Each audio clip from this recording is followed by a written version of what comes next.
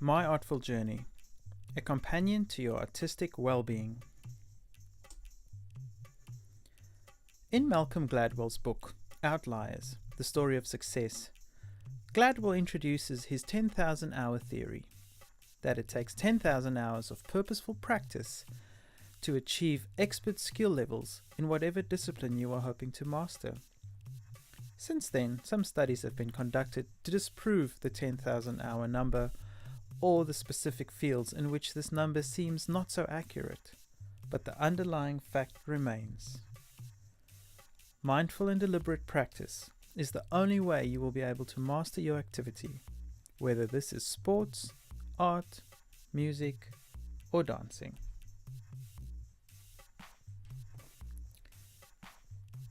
Some may argue that modern technology has helped increase the exponential learning curve with access to simplified process tools. One can only think of Photoshop for visual artists, scale modes in Ableton, Ultimate Guitar, endless amounts of sample libraries and instruments. This is all well and good, and when used correctly, one can engage new learners in effective ways to help avoid an early exit because of this initial steep learning curve. Nick Pryor contemplates our modern technological stance. The complex machines and spaces that once imposed financial barriers to production are no longer the necessary prerequisites for quality. And boundaries around technical expertise are more permeable with the rise of mass higher education and dispersed digital technologies of communication. It is nowadays a fairly straightforward exercise to find out how to make your own movie, add expressive filters to your photos, or publish your own newsletter.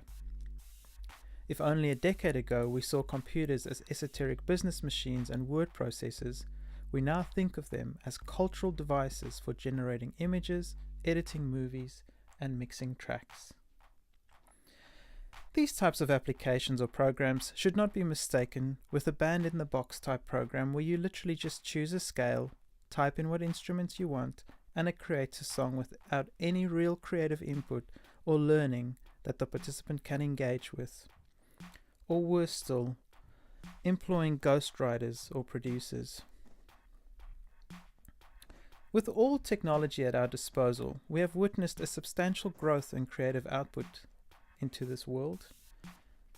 What is, after all, distinctive about the computer is that it's a meta device, the first device in the history of popular music to converge production, distribution, and reception. Another great point by Pryor. But unfortunately, all these creative people are being misled and are feeling a lot of pressure from advertising and mainstream media's sensationalizing marketing tactics to always underplay the long, tedious journey that most successful artists or celebrities have endured to get to their level of success. To quote Twyla Tharp regarding one of the greatest musicians of all time, "Nobody worked harder than Mozart.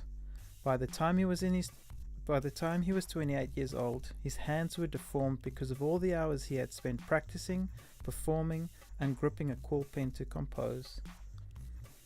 That's the missing element in the popular portrait of Mozart. Certainly, he had a gift that set him apart from others. He was the most complete musician imaginable. One who wrote for all instruments in all combinations, and no one has written greater music for the human voice.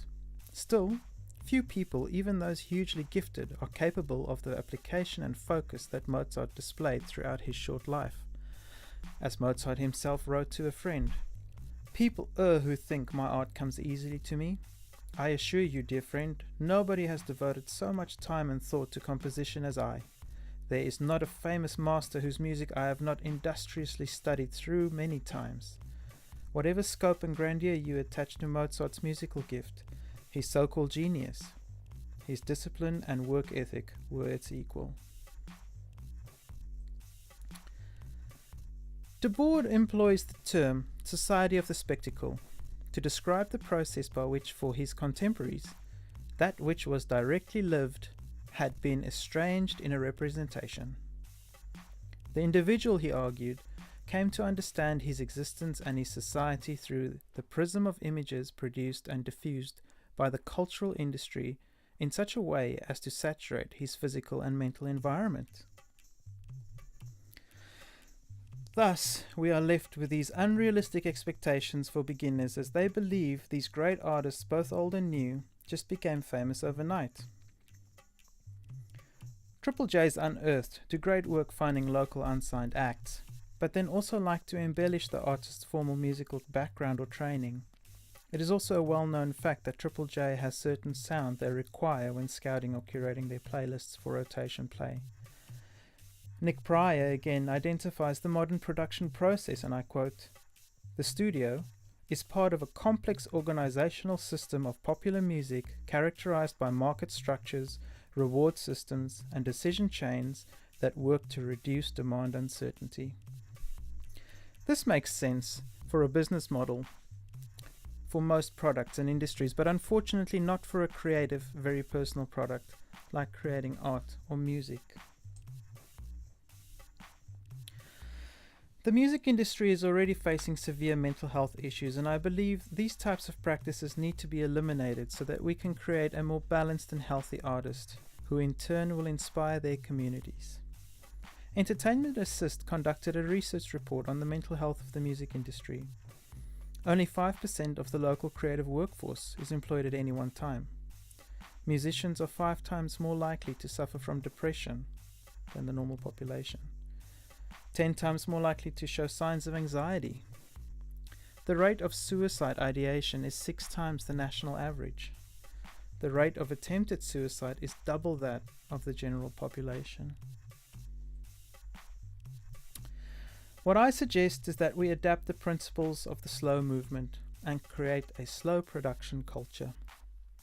We return to focus on our personal motivations and growth while creating art and the joy it brings us. A mindful journey to become the best and most balanced artists we can. Stress is leading to unprecedented health problems. Stop the world, I want to get off, is a feeling that we all have sometimes, exclaims the Slow Movement blog. The slow movement is a general ethos based on the slow food movement started in Italy in 1986. The basic premise is that it was a pushback towards fast food being introduced into Italy, with the mantra, good, clean and fair, implying this for the growing and treatment of their livestock, vegetables and supplies within the system. The slow movement prescribes a more thoughtful and mindful practice towards everything we do. Introducing My Artful Journey. This app will become a companion on your journey. It'll guide you, motivate you, inspire you and push you.